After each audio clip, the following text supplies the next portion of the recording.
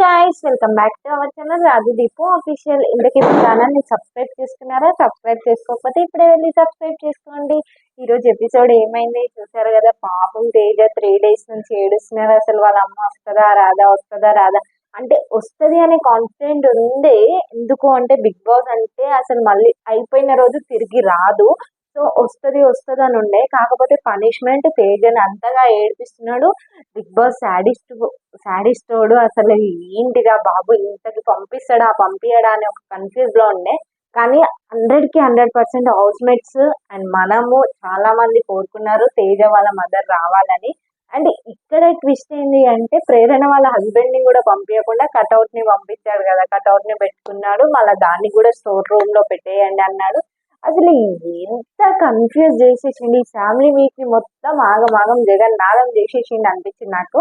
అసలు ఎంత బాగా అనిపించింది, ఫుల్ ఫిల్ అయిపోయింది. నబిల్ అన్నట్టు ఫ్యామిలీ వీక్ ఇప్పుడు ఎండ్ అయింది బిగ్ బాస్ అని చెప్తారు. అది నైట్ టైంలో తేజ అసలు ఎంత బాగా ఖుషి అయిందంటే అంత బాగా ఖుషి అయింది.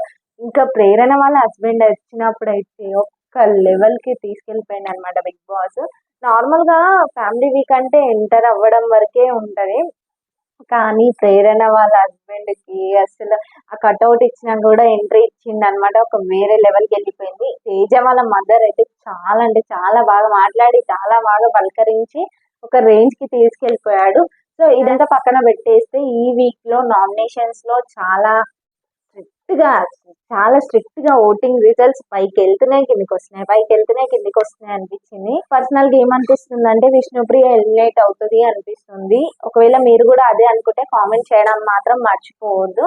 అండ్ ఇంకోటి ఏంటంటే మెగా చీఫ్ గేమ్ పెట్టాడు కదా బిగ్ బాస్. మెగా చీఫ్ మళ్ళా సెకండ్ సారి అవినాష్ అయ్యింది అనమాట. Super, congratulations Avinash. నేనైతే లాస్ట్ వరకు ఆ గేమ్ లో నిఖిల్ అని అవుతాడేమో, నిఖిల్ రోహిణి అనుకున్నా, కానీ అసలు అవినాష్ కనిపించలే.